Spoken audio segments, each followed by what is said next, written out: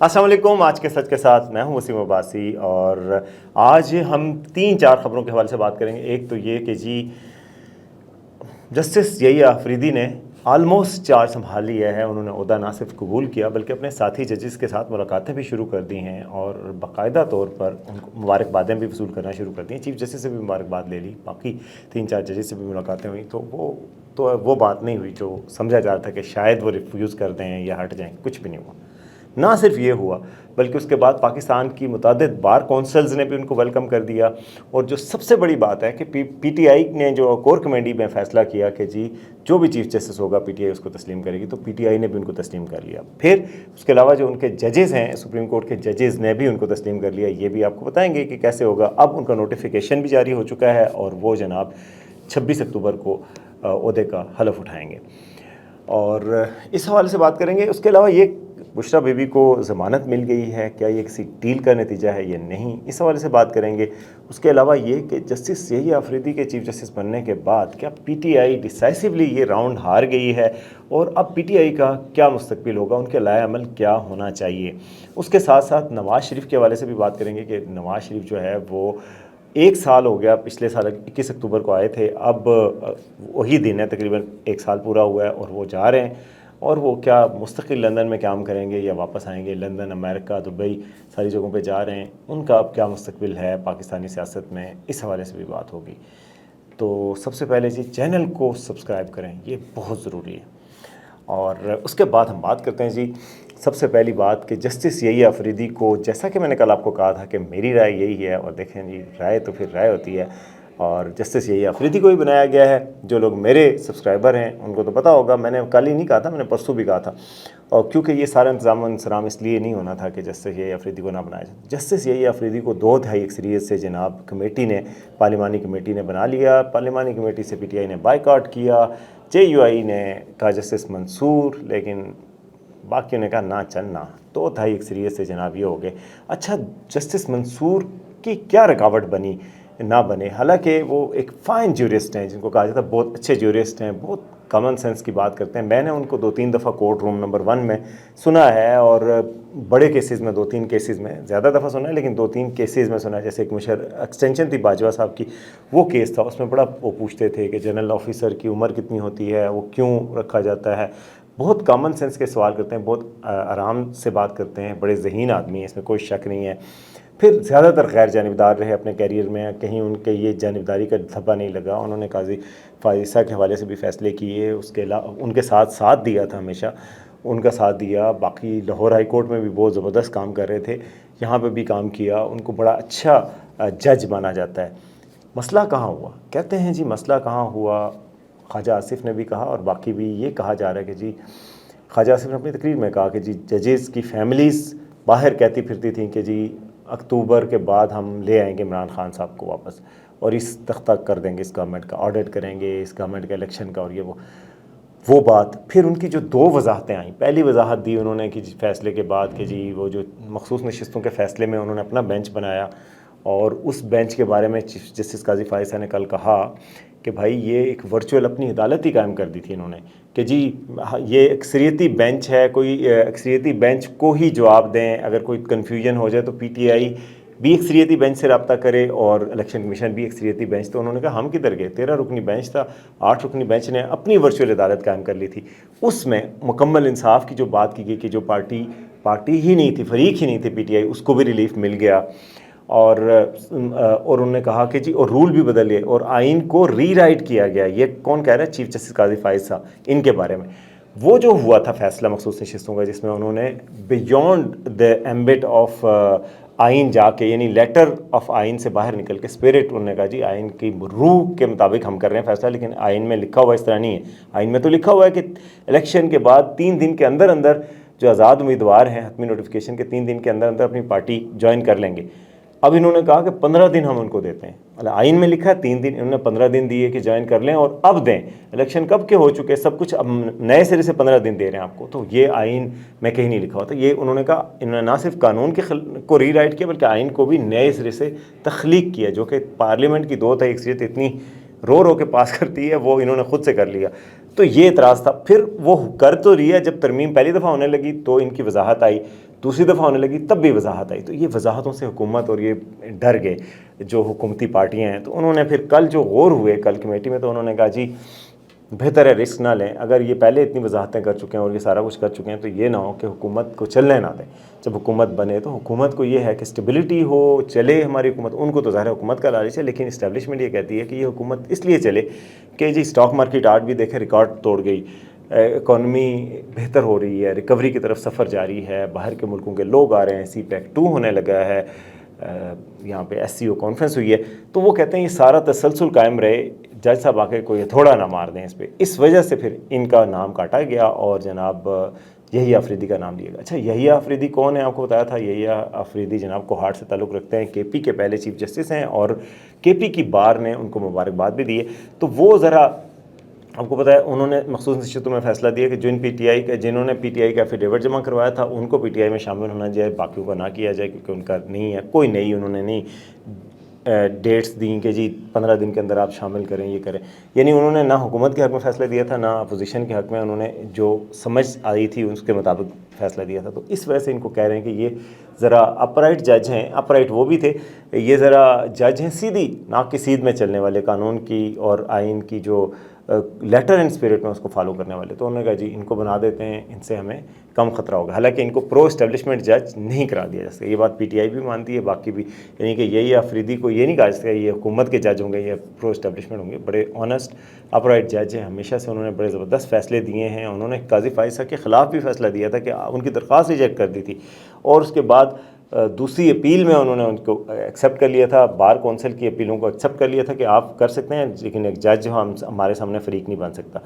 تو اور ہر دور میں انہوں نے مخصوص نشستوں کے کیس میں باقی جگہوں پہ اپنی امپارشیلٹی قائم رکھی. ان کے اوپر کوئی ایسا داغ دبا یا کوئی اعتراض نہ پی ٹی آئی سے اٹھا, نہ نون لیگ سے اٹھا, نہ پیپلز پارٹی سے اٹھا, نہ اسٹیبلشمنٹ سے اٹھا, نہ کسی جگہ سے اٹھا. تو یہ ایک ان کی پلس پوائنٹ ہے. اچھا وہ ہو گیا, رات کو اناؤنس ہو گیا جی. اس کے بعد سے صفِ ماتم بچھ کے جو دوسرا کیمپ ہے, اور وہ کہتے ہیں کہ جی یہ کیا ہو گیا. اور یہ امید کی جا رہی تھی پی ٹی آئی کی طرف سے کہ یہ انکار کر دیں گے. پی ٹی آئی کے ابتدائی بیانات آئے کہ اب دیکھتے ہیں یحییٰ آفریدی کیا کرتے ہیں, بال ان کی کورٹ میں ہے, سارا کچھ کریں گے. صبح ہوئی اور صبح جا کے جناب یحییٰ آفریدی گئے اپنے کورٹ روم میں اور جناب چیف جسٹس سے ملے سب سے پہلے, اور چیف جسٹس نے ان کو مبارک دی. انہوں نے مبارک قبول کی, یعنی کہ عہدہ قبول کر لیا. اس کے بعد انہوں نے جسٹس منصور علی شاہ سے ملاقات کی. پھر ابھی ان کی 2 اور سپریم کورٹ کے ججز سے ملاقات ہوئی ہے. اس کے بعد کیا ہوا کہ جی یعنی ان کو تسلیم کر لیا گیا. اس کے بعد پشاور بار نے ان کو کیا, پاکستان کی متعدد بار اور وکلا جو تنظیمیں ہیں ان سب نے ان کو مبارکبادیں دینا شروع کر دی. انہوں نے باقاعدہ ان کو تسلیم کر لیا. یعنی آج کے دن تک کسی جج نے نہیں کہا کہ یہ نہیں بنتے یا ہم ان کو نہیں مانیں گے, کسی وکیل نے نہیں اس طرح کا, وکیلوں کی بڑی تنظیموں کسی کی طرف سے کوئی اناؤنسمنٹ نہیں آئی. تو گویا ان کو تسلیم کر لیا گیا. اور سب سے بڑی بات یہ ہوئی ہے کہ پی ٹی آئی کا پولیٹیکل کمیٹی کا اجلاس ہوا اور اس میں فیصلہ ہو گیا کہ ہم جو بھی جج بن جائے گا ہم اس کو تسلیم کریں گے, جو چیف جسٹس بنے گے. تو گویا یہ ساری آئینی ترمیم نافذ العمل ہو گئی اور چیف جسٹس یہ بن گئے. بلکہ آج جسٹس منصور کے پاس کیس آیا تھا نوکریوں کا, کوئی نوکریوں سے برطرفی کا, تو انہوں نے جناب کہا کہ آئینی عدالت بن چکی ہے. انہوں نے بھی تسلیم کر لیا اور آئینی عدالت بن چکی ہے, یہ کیس اب آئینی عدالت کو ٹرانسفر کیا جائے. اچھا میرے ذرائع ہیں جو وہاں پہ سپریم کورٹ میں ایکسکلوسیو, ان میں پتہ چلا ہے کہ جسٹس منصور علی شاہ آج عملے سے کچھ ایسی باتیں بھی کیں جس سے پتہ لگتا ہے کہ وہ آگے کا سوچ رہے ہیں. یعنی انہوں نے استعفے دینے کا کوئی نہیں سوچا. اور کل ایک مہر بخاری کا ٹویٹ بہت وائرل ہوا تھا, تو میں نے کہا میں بھی اپنا ذرائع سے پتہ کروں. انہوں نے کہا تھا کہ میں نے پتہ نہیں فیملی ذرائع سے میری منصور سے بات ہوئی ہے اور وہ کہہ رہے ہیں کہ وہ ابھی سونے لگے ہیں, بڑے فٹ ہیں اور صبح کورٹ جائیں گے. اس بات پہ سوشل میڈیا پہ بڑی تنقید ہو رہی تھی, بڑی ہو رہی تھی کہ یہ کون سی خبر دی ہے کہ جی وہ سونے لگے ہیں. کسی نے کہا وہ برش کر کے اٹھے ہیں, صبح ناشتہ کر لیا ہے. لیکن میں نے پتہ کیا سپریم کورٹ سے, تو میرے ذرائع نے ان کے قریبی ذرائع سے پتہ کیا تو پتہ چلا کہ جی انہوں نے لوگوں کو انسٹرکشنز دی ہیں. نومبر دسمبر کے جو معاملات ہیں, کورٹس کی کوئی سیمینار ہو رہے ہوتے ہیں, کوئی معاملات ہوتے ہیں, ان کے حوالے سے کہ جی ان کی کیا اپڈیٹ ہے, کیا ہو رہا ہے. تو اس سے یہ پتہ چلتا ہے کہ وہ ہی از ہیئر ٹو اسٹے. انہوں نے استعفیٰ دینے کا کوئی فیصلہ نہیں کیا اور وہ رہیں گے, وہ ساتھ ساتھ رہیں گے. اچھا کیوں رہیں گے؟ یہ لوگ سوچتے ہیں کہ یار چیف جسٹس تو آپ کے جونیئر بن گئے, تیسرے نمبر کے تھے یحییٰ آفریدی, وہ بن گئے. یہ پہلے نمبر پہ سینیارٹی لسٹ میں تھے سپریم کورٹ کی، تو یہ نہیں بنے تو وہ بن گئے تو کیا ہوگا. لیکن بات یہ ہے کہ سپریم کورٹ کا جو چیف جسٹس ہوتا ہے وہ آرمی چیف کی طرح سپیریئر نہیں ہوتا سارے ججوں سے، یا ایسا باس نہیں ہوتا. وہ ایک ماسٹر آف دا روسٹر بن گیا تھا. وہ بھی اب قانون تبدیل ہوا پریکٹس اینڈ پروسیجر بل میں. وہ سینئر جج ہوتا ہے، وہ بینچ تشکیل دیتا ہے، یہ سارا کچھ تو ہے، مگر باقی ججز کی بھی اتنی ویلیو ہوتی ہے. آپ دیکھ لیں کہ چیف جسٹس قاضی فائز صاحب تھے، باقی سارے ججوں نے ان کے سامنے بغاوت کی تھی، وہ ان کا کچھ نہیں کر سکے تھے. تو اس طرح یہ کوئی بات نہیں ہوتی. لیکن بہرحال یعنی چیف جسٹس وہ نہیں بنیں گے لیکن وہ رہیں گے، اور جسٹس منیب بھی اسی تنخواہ پہ کام کریں گے اور یہ بھی اسی تنخواہ پہ کام کریں گے. مطلب رہیں گے اور سارا کام کریں گے، کوئی ایسی بات نہیں ہے، ریٹائرمنٹ نہیں لیں گے. اچھا تو چیف جسٹس صاحب جناب انہوں نے اپنا وہ اب اوتھ لینے کے لیے بالکل ریڈی ہیں، اور سپریم کورٹ میں انہوں نے حساب کتاب سمجھنا شروع کر دیا، تو اپنے عہدے کو باقاعدہ سنبھالنے کی تیاری شروع کر دی ہے. اب آتے ہیں جی اس کے بعد پی ٹی آئی کا کیا مستقبل ہوگا. پی ٹی آئی نے آج تو ایک فیصلہ کیا، انہوں نے کہا جی کہ ہم جو بھی چیف جسٹس ہوگا ہم اس کو تسلیم کریں گے. بڑی سینسیبل بات کی ہے. باقی انہوں نے کہا ہم چیلنجز لیگل چیلنج کریں گے ادھر ادھر، ترمیم کو بھی اور تشکیل کو بھی، کمیٹی کو بھی، سب کو. لیکن بہرحال وہ احتجاج کی کوئی کال نہیں دی گئی، کوئی ملک گیر احتجاج کی کال کہیں سے بھی آج تک ابھی تک نہیں آئی. تو وہ پی ٹی آئی نے ان کو مان لی ہے. اب سوال یہ پیدا ہوتا ہے کہ جسٹس یحییٰ آفریدی بن گئے، ان کو لگ رہا تھا کہ حکومت کو اسی طرح جوڈیشل کو ہو جائے گا اور حکومت چلی جائے گی، وہ ختم ہو گیا. تو اب پی ٹی آئی کا کیا مستقبل ہوگا. تو جناب پی ٹی آئی کو اب دوبارہ سے ری تھنک کرنے پڑے گی اپنی اسٹریٹجی. یہ والی چیز نہیں چلی. ان کا خیال تھا کہ عدلیہ کے ذریعے حکومت کو گھر بھیج دیں گے اور پھر ہمارا ایک ری ایمرجنس ہوگی اور وہ ہوگا. وہ تو اب نہیں ہو سکتا کیونکہ اس کا راستہ روک دیا گیا. ایک تو 26ویں ترمیم، دوسرا چیف جسٹس یحییٰ آفریدی لگا دیے گئے، پھر آئینی عدالتیں بن گئی. گویا وہ راستہ نہیں ہے. تو جو سینئر لوگ ہیں جو ان کے ہی تھنک ٹینکس میں شامل ہیں، انہوں نے ان کو مشورہ دیا کہ اب آپ اسٹریٹجی چینج کریں، مذاکرات کی بات کریں، کچھ اور کریں. فی الحال آپ یہ پہلا راؤنڈ ہار گئے، اب آپ آگے کا سوچیں. اور جسٹس یحییٰ آفریدی آپ کے اتنے خلاف بھی نہیں ہوں گے. آپ اس کو ضروری نہ سمجھیں کہ یہ بالکل آپ ان سے آپ کو کوئی نقصان ہوگا. تو آپ آگے بڑھیں اور مزید آگے کے معاملات کی طرف سوچیں. ظاہر ہے عارضی طور پہ تو یہ ہزیمت ہے، یہ شکست ہے، مگر اس کے بعد آہستہ آہستہ ری گروپ کریں، آپ پارلیمانی سیاست میں حصہ لیں. پھر اس کے بعد دیکھیں جب لوگ ان کے خلاف ہو جائیں اس حکومت کے، تو کوئی آپ تنقید شروع کریں، پھر اس کے علاوہ کوئی کام شروع کریں. اس طرح کی ایجیٹیشن کی پالیسی آپ کی نہیں چلی، سپریم کورٹ کے ذریعے کوئی کو کرنے کی پالیسی نہیں چلی. تو اب آپ کو ری تھنک کرنے کی ضرورت ہے. اسی دوران جناب یہ فیصلہ آ گیا کہ آج جسٹس میاں گل حسن اورنگزیب کی عدالت سے کہ جی بشریٰ بی بی کی توشہ خانہ 2 میں انہوں نے ضمانت منظور کر لی 10 لاکھ روپے کے عوض، اور بڑی کارروائی ہوئی کیس میں. تو اس کو بھی کچھ لوگ کہہ رہے ہیں کہ یہ ڈیل ہو گئی ہے. اچھا کہ جی یہ عمران خان صاحب کو تھوڑا سا ریلیف دے دیا گیا کہ بس اب آپ یہ بھی ہو گیا. اور یہ یقیناً یہ ایک ریلیف تو ہے عمران خان صاحب کے ذہنی طور پر ریلیف ملا ان کو کہ یار، کیونکہ وہ بشریٰ بی بی کے حوالے سے وہ پریشان تھے کہ وہ جیل میں نہ ہوں، تو وہ اب واپس آ جائیں گی تو وہ بڑی اچھی ان کو ریلیف مل جائے گا. لیکن ڈیل ہو گئی ہے یہ قبل از وقت ہے یہ کہنا، کیونکہ ڈیل ہوتی تو عمران خان صاحب کو بھی کچھ ملتا، کوئی ججز کے اپوائنٹمنٹ میں کچھ مل جاتا، ترمیم میں کچھ ووٹ دے دیتے، کچھ پتہ چلتا. تو اس طرح کی ڈیل کی بات تو نہیں ہے. یہ توشہ خانہ 2 میں ضمانت جو ہے پہلے ہی ایکسپیکٹڈ تھی. یہ کوئی یعنی ڈیل کا نتیجہ آپ نہیں کہہ سکتے اس کو. یہ پہلے ہی سب لوگ کہہ رہے تھے کہ یہ جب کیس لگے گا تو ضمانت ہو جائے گی، کیونکہ یہ ابھی ان کی کنوکشن نہیں ہوئی. یہ اس طرح کیس میں یہ ان کو گرفتار کیا ہوا تھا. ابھی کنوکشن ہو تو پھر گرفتاری ہو تو بنتی ہے. ابھی تو ان کی گرفتاری جس طرح پہلے انہوں نے شاہد حقان کو گرفتار رکھا، جیسے شہباز شریف کو عمران خان صاحب دور میں عمران خان صاحب نے گرفتار رکھا، جیسے کہ رانا ثناء اللہ کو گرفتار رکھا، کنوکشن ہوئی نہیں، پکڑ لیا، پھر اس کے بعد عدالتوں نے بری کر دیا. یہ اسی طرح کا تھا جو کہ ہونا نہیں چاہیے. اصولاً یہ ہے کہ آپ کو سزا ملے تو آپ جیل میں جائیں، جب تک آپ ضمانت پہ کیس لڑیں. کیس تو ابھی چل رہا ہے نا. کیس جتنا چل رہا ہے اس میں آج کیا بات ہوئی، بڑی دلچسپ باتیں ہوئیں جی. جسٹس میاں گل حسن اورنگزیب نے اس پہ سماعت کی اور انہوں نے کہا جی کہ ایف آئی اے پراسیکیوٹر عمر مجید تھے، انہوں نے دلائل دیے توشہ خانہ 2 کیس میں، اور بتایا کہ توشہ خانہ کے حوالے سے تمام ایس او پیز اور قواعد وزیر اعظم کے دائرۂ اختیار میں آتے جنہیں کہیں چیلنج نہیں کیا. ایف آئی اے پراسیکیوٹر نے دلائل دیتے ہوئے کہا کہ ریاست کو ملنے والا گفٹ جمع کرانا اور ڈکلیئر کرنا ہوتا ہے، یہ گفٹ ریاست کی ملکیت ہوتا ہے. کیس یہ ہے کہ ان کو جو اس دفعہ گفٹ ملا تھا وہ انہوں نے ریاست کے اس میں پیش ہی نہیں کیا اور باہر سے قیمت لگا کے دے دی. یعنی کہ وہ پہلے توشہ خانہ میں جمع ہوتا ہے، پھر اس کی قیمت لگتی ہے، پھر آپ پیسے دے کے آپ لے لیتے ہیں. اتنے پیسے پہلے 20% تھا، اب 50% ہے. تو ایک پروسیجر دیا گیا ہے جس کی قیمت کا تخمینہ لگنے کے بعد 4 ماہ میں تحفہ خریدا جا سکتا ہے۔ یہ کیس ایسے گفٹ سے متعلق ہے جو جمع ہی نہیں کروایا گیا اور اس اقدام کے نتائج ہیں۔ ان کا کہنا تھا کہ ریاست کے ملکیتی تحفے کو خریدنے سے قبل اپنے پاس نہیں رکھا جا سکتا۔ یہ ہے، یہ قسم کی چوری ہے کہ آپ ریاست کی چیزیں وہاں رکھنی چاہیے تھی، خرید لیں پھر اپنے پاس رکھیں، خریدنے سے پہلے آپ اپنے پاس رکھ کے ہی ریٹ لگوائیں اور پھر بعد میں لیں، یہ غلط ہے۔ ایف آئی اے پروسیکیوٹر نے کہا کہ جیولری آئٹم جب تک فزیکلی دستیاب نہ ہو تو اس کی مارکیٹ ویلیو کو تعین نہیں کیا جا سکتا۔ یہ جیولری سیٹ کبھی جمع ہی نہیں کرائے گا اور اپنے پاس رکھتے ہوئے قیمت لگوا لی۔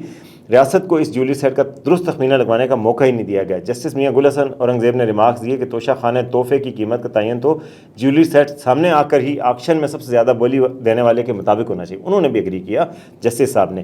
آپ کسی شاپ سے گھڑی لے کر نکلیں اور بعد میں اس کی قیمت لگوائیں تو کیا قیمت لگے گی؟ عدالت نے پوچھا بشرا بی بی نے تحائف جمع نہیں کرائے تو بانی پی ٹی آئی کو کیوں ملزم بنایا گیا؟ پراسیکیوٹر نے بتایا کیونکہ پبلک آفس ہولڈر بانی پی ٹی آئی تھے۔ جسٹس میاں گل حسن اورنگزیب نے کہا یہ تو جسٹس فائز کی طرح کا کیس ہے، اس کیس میں بھی شوہر کو بیوی کے کیے کا ذمہ دار ٹھہرایا گیا۔ تو پراسیکیوٹر نے کہا کہ یہ کیس اس سے تھوڑا سا مختلف ہے۔ اچھا، جسٹس میاں گل حسن اورنگزیب نے ریمارکس دیے کہ برطانوی وزیر اعظم بھی تحائف اپنے ساتھ گھر لے گیا تھا۔ سب نے اسے کہا کہ کیوں لے کے گئے، تو اس نے کہا کہ رولز کے مطابق لیا۔ تو اسے کہا گیا کہ رولز اپنی جگہ لیکن تمہارا بھی ایک قد کاٹ ہے۔ برطانوی وزیر اعظم کو کہا گیا تھا کہ آپ کا بھی ایک قد کاٹ ہے، نہ تحفے لے کے جاؤ گھر۔ تو یہ مثال کیوں دی ویسے جسٹس گل حسن اورنگزیب صاحب نے؟ خان صاحب کے لیے دی، مجھے تو نہیں پتہ، لیکن ظاہر ہے اسی کے لیے دی۔ اچھا، جسٹس میاں گل حسن اورنگزیب نے مزید کہا کہ اگر آپ کو موقع ملے تو آذربائیجان جا کر دیکھیں۔ انہوں نے ان سب کو کہا کہ آذربائیجان جا کر دیکھیں، وہاں ایک ایسا میوزیم ہے جہاں گفٹ رکھے جاتے ہیں، پوری دنیا سے صدر کو جو گفٹ ملتے ہیں وہ اس میوزیم میں رکھے جاتے ہیں، ان تصاویر کے ساتھ رکھے جاتے ہیں۔ یاسر عرفات کی جانب سے مسجد اقصیٰ کے ماڈل کا تحفہ بھی وہاں موجود تھا، مجھے وہاں پہ محترمہ بینظیر بھٹو کی تصویر بھی نظر آئی۔ تو انہوں نے مطلب بیسیکلی یہی کہا کہ میوزیم میں رکھنے چاہیے تھے، پرائم منسٹر عمران خان کو بھی نہیں لانے چاہیے تھے، کیونکہ وہ ڈیفرنٹ ہیں۔ باقیوں نے بھی لی ہیں، کوئی نواز شریف صاحب نے بھی لی ہیں، یوسف رضا گیلانی نے بھی لی ہیں، باقی سب نے لی ہیں، لیکن عمران خان صاحب تو ڈیفرنٹ ہیں۔ انہوں نے کہا یار وہ کہتے بھی ڈیفرنٹ ہے خود کو، وہ کیسے تحفہ لے گئے اور بیچ بھی دیا، قیمت بھی انہیں پونی لگوائی، یہ کیس ہے اصل میں۔ جسٹس میاں گل حسن اورنگزیب نے پوچھا کہ اب یہ بلغاری کا سیٹ تھا، واپس کر دیں تو کیا ہوگا؟ ایف آئی اے سے پوچھا کہ اگر یہ سیٹ ہی واپس کر دیں جس کے مسئلہ ہو رہا ہے، تو انہوں نے کہا سیٹ واپس کرنے کا نیب میں یہ پلی بارگین تھی کہ آپ چیز واپس کریں، آپ بچ جاتے ہیں اور آپ کنوکٹ ہو جاتے ہیں، آپ بچ جاتے ہیں اور آپ کسی عہدے کے لیے نائل ہو جاتے ہیں۔ تو انہوں نے کہا یہ ایف آئی اے کے قانون میں ایسی کوئی چیز نہیں ہے۔ عدالت نے تفتیشی افسر سے سوال کیا کہ آپ کو بشرا بی بی سے تفتیش کی ضرورت پڑی؟ جب سے کیس منتقل ہوا آپ نے کوئی تفتیش کی؟ تفتیشی افسر نے بتایا کہ یہاں بیان پہلے سے ریکارڈ تھا، مجھے ضرورت نہیں پڑی۔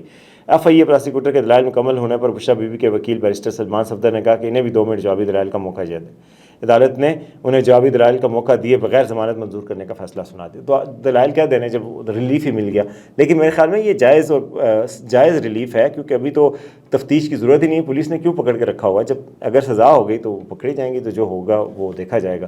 تو یہ ان کے حوالے سے بات تھی۔ میں آپ کو بتایا تھا کہ بشرا بی بی کی جو ہے وہ رہائی ہو گئی ہے اور وہ اس کو کہا جا رہا ہے کہ وہ کوئی ڈیل کر دی جائے، تو ڈیل کر دی یعنی۔ اب آتے ہیں جی نواز شریف کے حوالے سے کہ نواز شریف صاحب جی پچھلے سال ہی اس موسم میں آئے تھے اکتوبر میں، اور وہ کبوتر والی تصویریں اور سارا کچھ، اور اس کے بعد آ کے انہوں نے جناب پارٹی کی الیکشن مہم کی قیادت کی، میٹنگز شروع کیں، ٹکٹ بانٹے، پھر اس کے بعد مہم چلائی، پھر الیکشن لڑے، پھر پارٹی ان کی اقتدار میں آئی، الیکشن نہیں اس طرح جیت سکے جس طرح وہ چاہتے تھے، اور پارٹی بھائی کو پرائم منسٹر بنایا، بیٹی کو چیف منسٹر بنایا۔ پھر بھائی کے زیر صدارت جو میٹنگز ہوتی تھیں اس میں تو کبھی چیئر نہیں کیا، لیکن اپنی بیٹی کے جو پنجاب پہ فوکس رکھا اور وہاں پر اپنی بیٹی کی جو میٹنگز تھیں ان کو بھی چیئر کیا اور کچھ پروجیکٹس کے ساتھ کھڑے بھی نظر آئے۔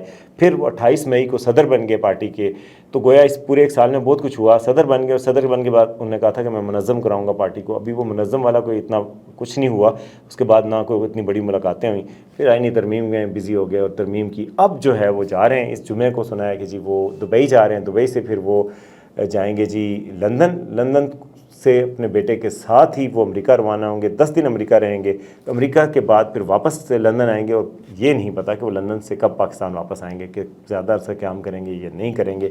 بہرحال ان کے لیے ستہ خیرہ ہی ہیں، کوئی ایسا مسئلہ تو نہیں ہے کہ ان کا ادھر کوئی مسئلہ ہے یا کوئی وہ نہیں ہو سکتا، تو وہ ادھر آئیں گے۔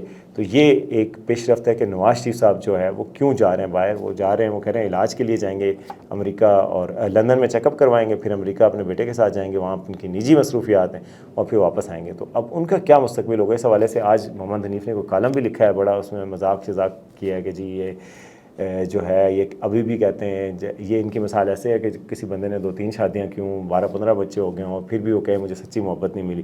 یہ حمید میر صاحب نے بھی اس کو شیئر کیا ہوا تھا, اور حمید میر صاحب نے یہ کہا کہ جی کہ انہوں نے یہ محمد حنیف نے تو یہ کہا BBC پہ, لیکن مجھے یہ بات پسند نہیں آئی, اور پتہ نہیں پسند نہیں آئی تو شیئر کیوں کی, اگر نہ آئی ہوتی تو خیر. میر صاحب نے یہ شیئر کیا تو میں نے کہا آپ کو بتا دوں کہ ان کے حوالے سے بھی اب ڈسکشن ہو رہی ہے کہ ان کا کیا مستقبل ہوگا. تو یہ جی آج کی ساری تھی پروگرام, امید آپ کو پسند آئے گا. دیکھتے رہیے آج کا سانچ.